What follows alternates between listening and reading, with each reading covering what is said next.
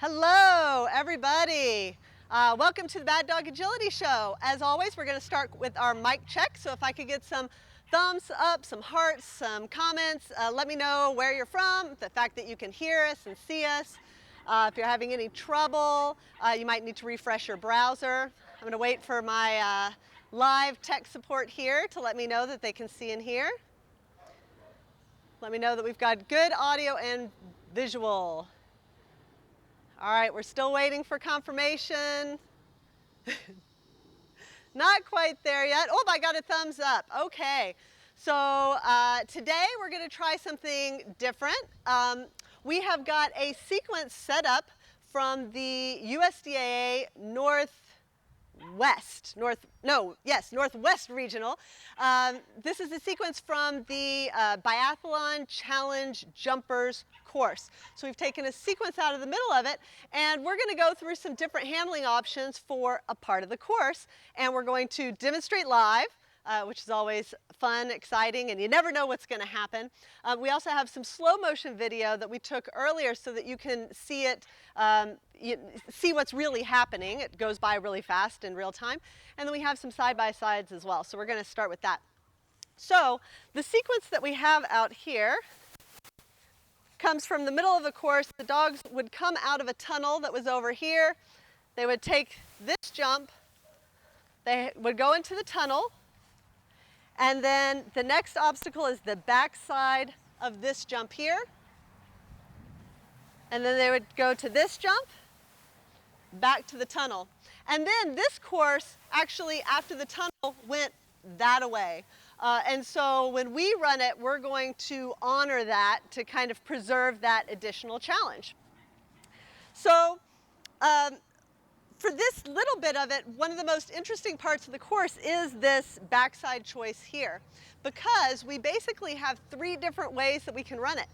And I love choices for setting up at home and working them, because it gives you one setup where you can work on a lot of different handling and get a lot of, it's very efficient in your training, because even though it's the same numbered sequence, when you take different paths for the dog, you are going to use completely different handling. So it gives you a lot more variety of stuff that you can practice with one setup.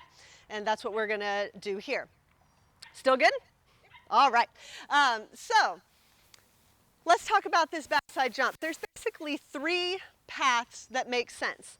As the dog is coming out of the tunnel, we can take them to this backside and do a full loop-de-loop as we go to this jump here.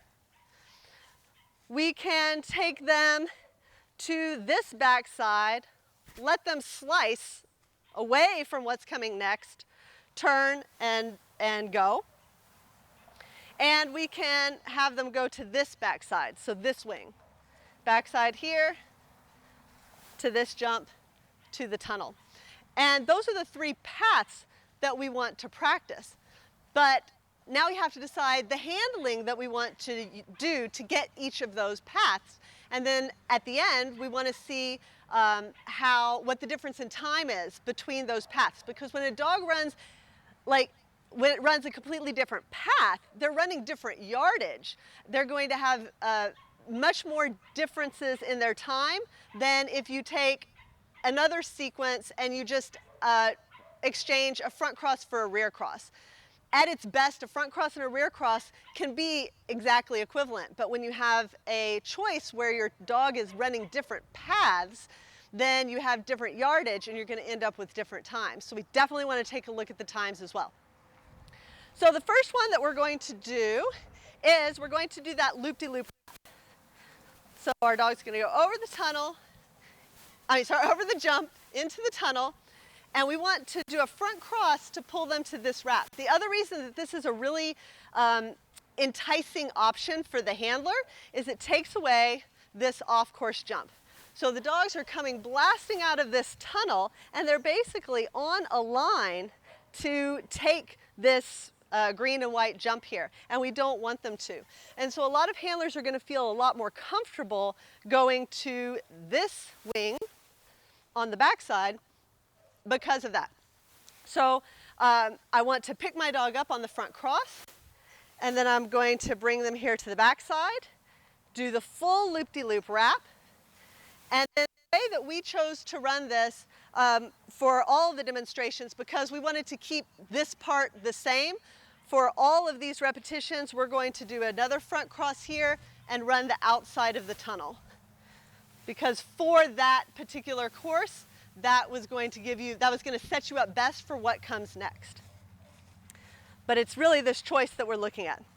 So that's going to be our first demo, and we're going to start with Brittany and Trek. So she's going to bring out her, we're going to start with her small dog. Yes, we're set at 12. So she's going to demonstrate that, and then I'm going to give you a large dog demo as well, and then we have some we have some slow motion. So I'm going to get out of the way here.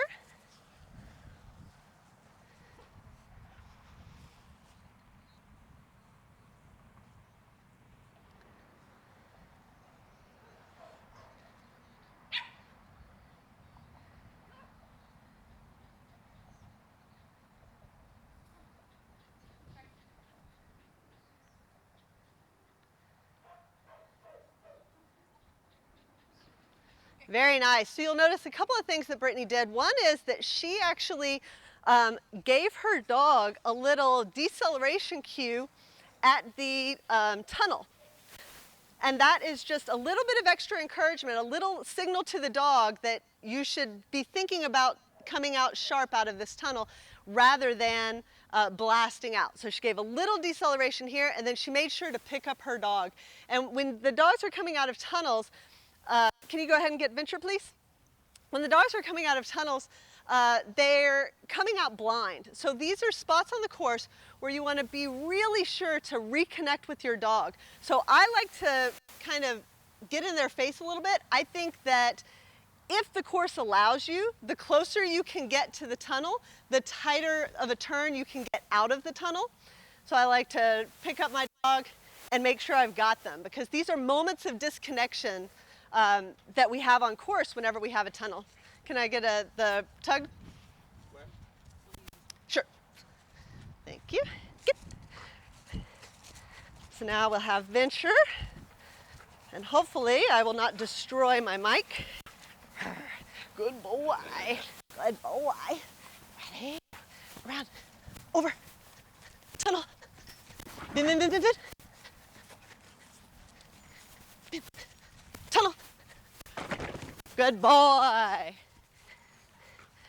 Very good. I kind of forgot to set the bars there, but 12 inches is great in the heat like this. So we often will train at a lower height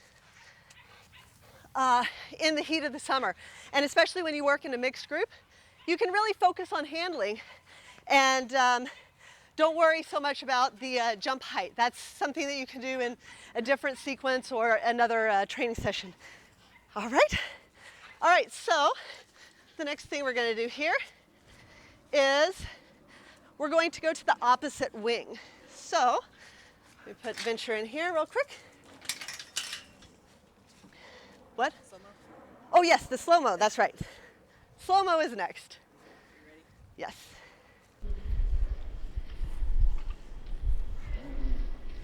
Now this is at 20 inches earlier today. So you can see how I pick him up out of the tunnel.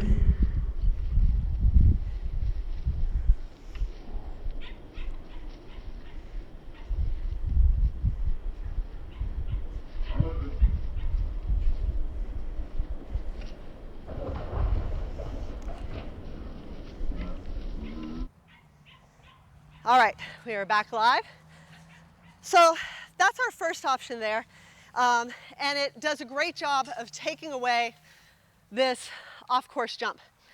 Now the second option that we're going to do, we're going to have to depend on our dog turning well and having some sort of cue that lets them know that they should not take this jump right here. So we use a bypass cue in a situation like this as a little added insurance, pat of the leg, and now we're going to push to this backside, let our dogs commit over that jump, and then come to this jump. So the nice thing about this option is you don't have as tight of a turn out of the tunnel, so you don't have to be in their face quite as much. The downside is they have to not take this off-course jump. And so we're going to see Brittany demonstrating that right now.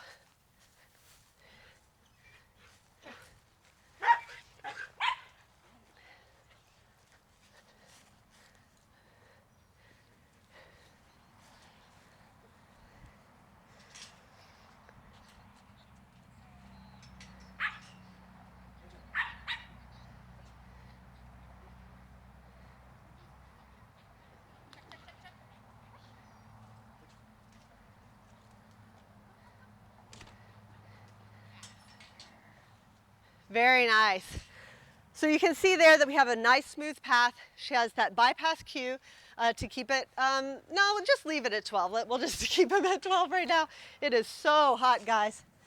And that's one of the reasons that we like to do sequences here. All right, then. Get. All right, so have our large and small dog demos here. Good boy. Run. Over. Tunnel. Side, side, side, side, side. Push. Then tunnel. Good boy. So you can see and hear that bypass cue. So it has, for us, for our handling, it has a verbal component and a physical component. The physical component is tapping the side. So let's go ahead and do the slow-mo. Yes, the second one.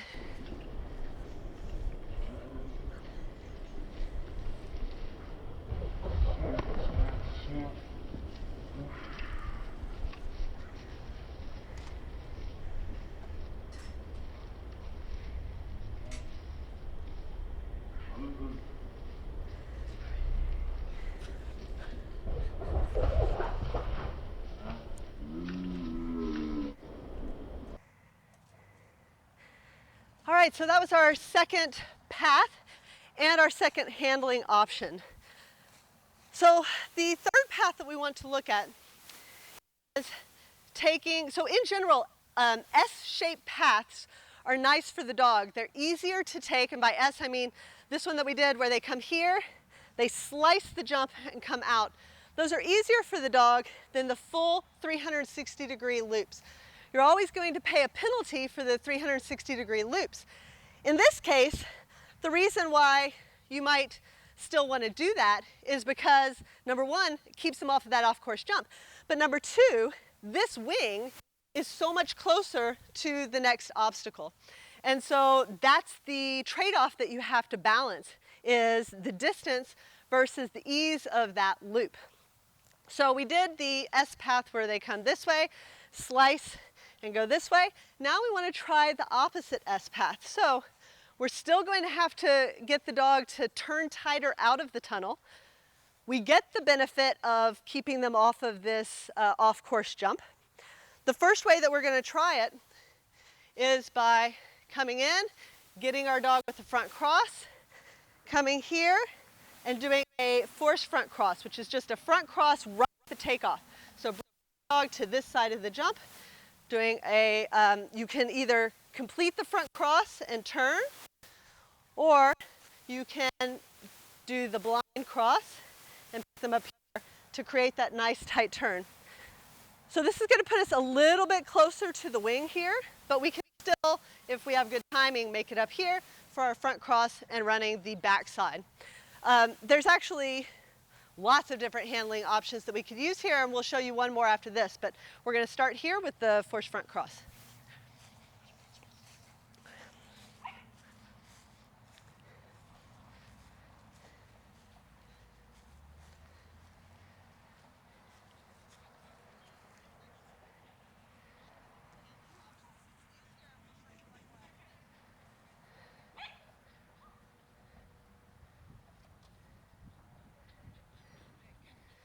Very nice. So now we'll get our large dog.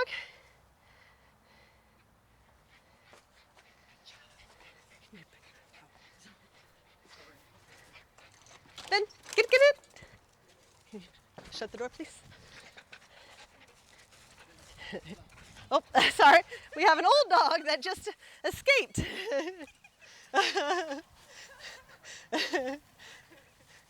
Go see Brittany. This is our 16-year-old Aussie. This is my 16-year-old Aussie, so maybe I'll go get him here. I will get him. He is not going to demo for us anymore, although he sure thinks he can still do it. Come here, buddy. All right. We got him back. He used to be, quite the agility dog back in the day. I don't know if anybody on this live was showing with us back then. It's probably been, 6 or 7 years since he competed, but all righty. So we're doing the force front cross here. Get. Over. Tunnel. Bin, bin, bin, bin, bin, bin. Tunnel. Woo! So you can see I almost went too tight on that front cross and got myself caught on the wrong side of the tunnel. I need some tunnel help with my dog is a tunnel destroyer. So while we're fixing the tunnels, we'll go ahead and play the slow motion for that at 20 inches.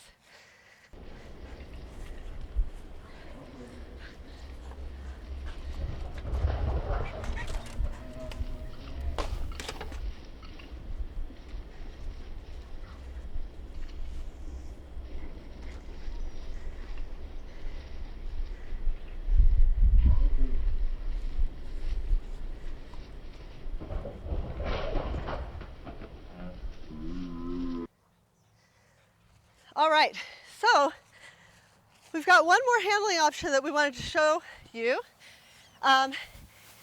It's still the same path we just ran. So we're still gonna go this swing, slice the jump, and come here, but we're gonna do it with a rear cross. So not everybody is comfortable with front crosses or can really get all the way up there with their dogs. And if you've got a really strong rear cross, you can do this as a rear cross, but it is a very advanced rear cross because what you need to do is pick your dog up and you're basically going to do a backside and then a rear cross so that your dog is on your right. And then as they commit to the jump, you put some pressure on them, you pick them up on your left. So that's the cross part. Now what makes this so difficult is that the timing has to be just perfect. You have to get up, you do have to get almost all the way to the jump and get your dog coming around your body to take this jump so that you can put some pressure against them this way to create that turn. Otherwise, if you're back here as your dog goes up there, they're going to come this way. They're not going to read the rear cross. So you've got to cut, and you've got to cut hard enough so that they know it's coming. But if you put too much pressure on them, you push them right off of this jump. So it's an advanced rear cross, but for those of you who do a lot of rear crosses and depend on them, this is an option that doesn't require you to get all the way up there. Not as far up there as you have to with the forced front cross. So we've got Trek.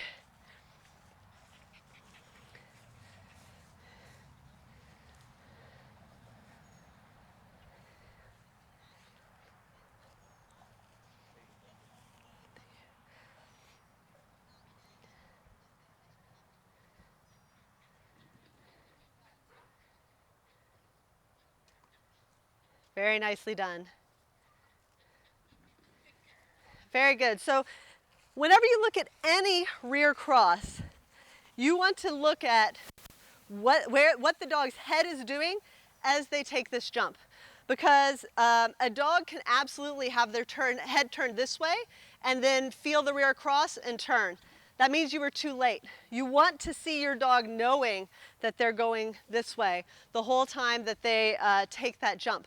And that's what that early pressure does for you. So on this one, I am going to move up to 16 here for this one jump. Yeah. I think at 12, it's so small that the danger of wrap would be more because he doesn't even really have to jump. You need them jumping a little bit to commit to the slice. Then,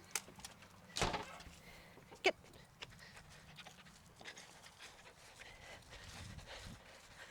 I don't know about wherever you guys are watching, but we're hitting our highs for the year so far. I mean, it'll get much hotter than this, but the summer is officially here. We're in the 90s, so we are all hot and sweaty.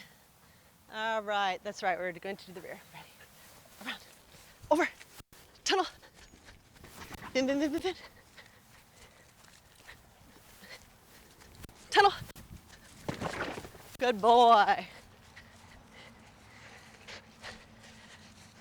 All right, so those are the handling options that we have today.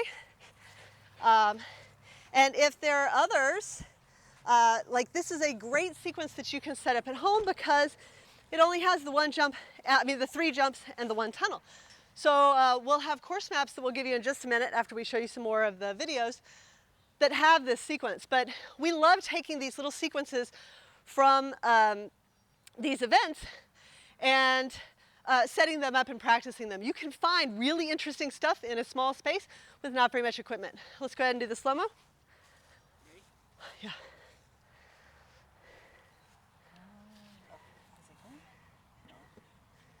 Wait, here. This, we have last rear cross.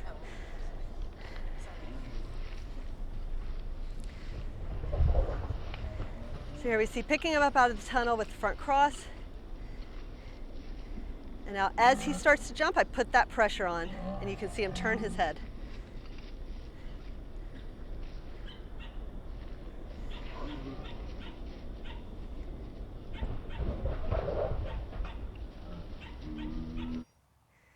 All right, so now what we want to do, we've run the different handling options. We've run the different path options. We've tried a couple of different handling options. Now it's time for us to look at the times. I love setting up choices and timing them, even when I know or think I know what the faster path is, because first of all, I want to check. Every once in a while, you're going to be surprised by which path is faster or by how much. Second of all, I do want to know by how much, because I may be correct in thinking that one path is faster, but if it's only a 1/10 of a second faster, there may be situations where I'm going to give up that 1/10 because of some other advantage I'm going to get, because maybe I don't have the skills that I need to train to a high enough degree to do the fastest path, or there's a lot of risk there. So I always want to have as much information as I can.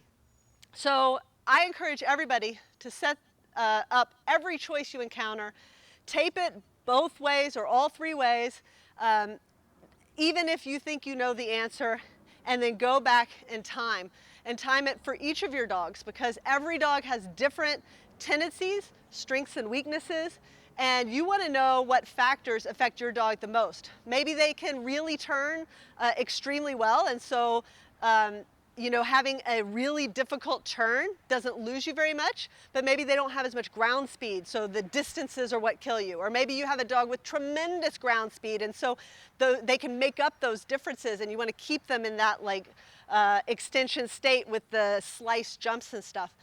But we're going to go ahead and show you the times that we did for both big and small, because a lot of times they're going to be similar in that in terms of which path is going to be the fastest. It's going to be the same for big and small dogs, but the difference in time might be different. But every once in a while you will get these choices where it does split along, big dog, small dog lines. So we definitely want to see it for both big and small dog.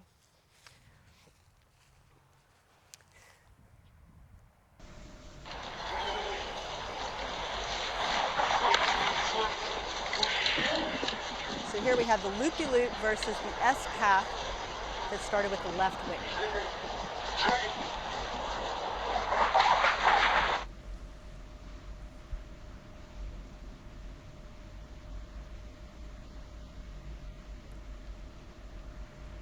So we can see that that's half a second difference, and half a second is a long time in agility when you're just talking about a small little sequence. So now let's take a look at our small dogs. And in case you couldn't keep track of which side was which, it was the S path going from the left wing to the right wing that was the faster path by a half a second. So now we're going to see the same side by side with our small dog.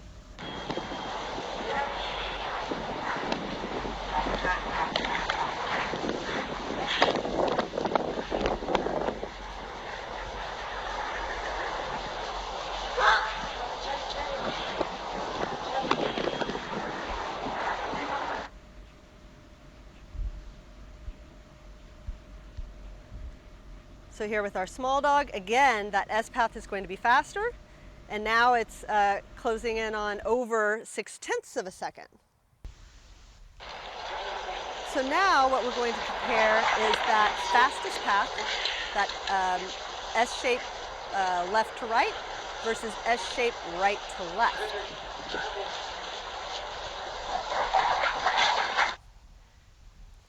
And these are closer. But we're still going to find that that left wing to right wing is the faster path, here by 1/3 of a second.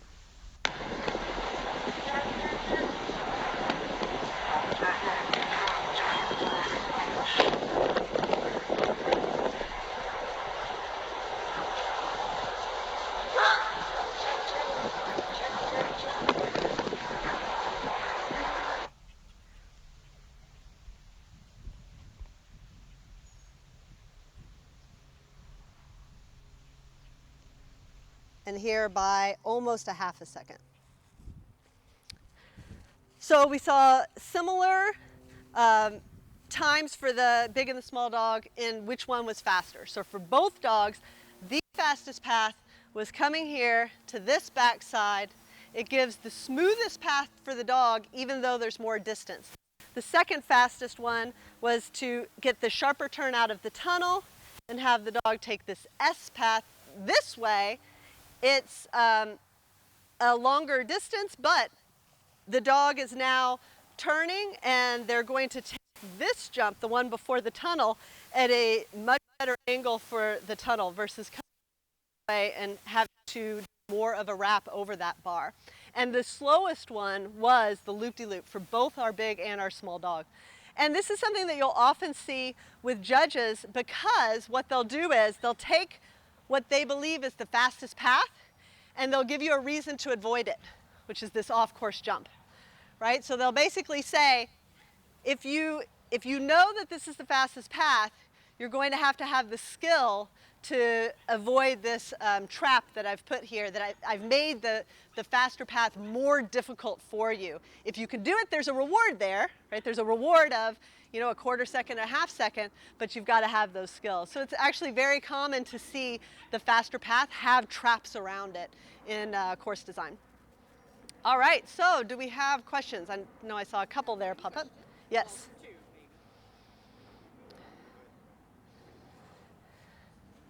So Debbie asked about a forced front. Okay, so Debbie asked about the forced front. So this is, I believe that this terminology comes from One Mind Dog. That's where I first heard it. And it's really just a front cross that you do right at the takeoff side of a backside jump. So as I come over here, my dog wants to take the jump in this direction, but I'm going to bring the dog to my hand here, and now I'm going to front. And so it's right here at the takeoff instead of in between the two jumps. When I did this front cross between the tunnel, you know, I'm in between these two jumps somewhere. But when you do a forced front, you're right here at the takeoff side of a backside jump. But it's really just another form of a front cross. And then someone was asking about dog being faster the second time because they've done it. Okay, yes, Maureen says she wonders if her dog is faster on the second try, even if it's different. So Maureen, you're like me, very analytical, and you want to eliminate all the variables. And it's, to some degree, it's difficult because the dog does understand where they're going. On the flip side, they're getting more hot and more tired. And so, like, especially with Trek, I felt like some of her later reps, I still think the results would have been similar, but she might have lost 1/10 of a second just due to heat and being tired rather than the actual layout of the course. What you can do is come up with other things that you can do in between your taping of the sequence to unpattern your dog. So if I wanted to get a true sense of whether my dog could get this backside and not take that jump, and I've already patterned my dog to do it, I might do a couple of reps where I do the tunnel and I do take this jump. I take this jump and front cross, or I make up some sequence where I have my dog take the trap, and then I go back and I try to tape it the other way. The other thing you can do is you can do the one that you are least comfortable with first. To see if you really have the skill. Of course, then your time, that'll test the skill, but it might not necessarily test the time. But I think the best answer is to do other things in between and then come back and tape your choice again so that your dog doesn't know what you're doing. You could be taking this jump, you could be taking the backside. And the exercises that we put together, the nested exercises, do exactly that. So I want you to test whether your dog and whether you can take this as a backside, whether you can take it as a front side, whether you can come out of this jump and take this side of the jump, or whether you can come out of the jump, out of the tunnel and take this side of the jump. So you can use some of the nested courses that we're giving you and use those to unpattern your dog. I call it cleansing the palate. So in between exercises, I like to cleanse my dog's palate by giving them something else. Oh. Where would you put a reverse spin before the tunnel? To take the off course off. A reverse spin to take away the off course. Yes, that's an option. So a reverse spin, let's see. So I guess you would do it like that. So I think if you use reverse spins as part of your handling, that's a good place to do one because you still want them driving. You still want them with speed. It's not a crazy tight turn. You just don't want them to take this jump. And so at the critical moment when they think that it might be that jump, when you turn this way, they go, oh, it's not that jump, but you have to immediately get around to pick them up to get them to the backside. So that's not something that I typically do in my handling, but that's just my handling. But if you have that in your handling, absolutely. What else? No, just the way they would reverse spin the tunnel. Yeah. All right. Oh, somebody wants to know my pants. I saw that comment. The same thought when I saw them today. This is my first day wearing these pants. I just got them. I thought they were sort of cute. They're like toga drawy thingies. So we have a fashion lesson. Please don't take my fashion advice because I really don't know anything. But I thought these were cute, so I got them. All righty. I don't see any other questions. Somebody asked about jump training and not bar protocol. To him after. Oh, okay, the podcast, yes. You can do a call for interesting sequences. Yeah. If anybody has, if you come across interesting sequences, that's right. Because our plan is to do something like this for the summer. So rather than the training, the specific training topics, more of a sequence that we can set up and talk through the different handling options and why we would do one versus the other, or some key points from that handling. So if you come across an interesting sequence that doesn't take too much obstacles, doesn't take too much space, that would be perfect for this summer series. Be sure to send it to us. You can email it or post it on our Facebook page or whatever you like. And the nested maps that we have are at baddogagility.com/summer. So I'm going to put that in the chat window right now. But you can go there. Yeah, Brittany is actually, because I'm on her phone. We just become each other all the time. All right, so that's where you can get those course maps. We would love to know what you think. Any questions you have, go ahead and post them in the comments. We always come back afterwards and make sure that we've answered everybody's questions. And I think that's it for this week. Happy training.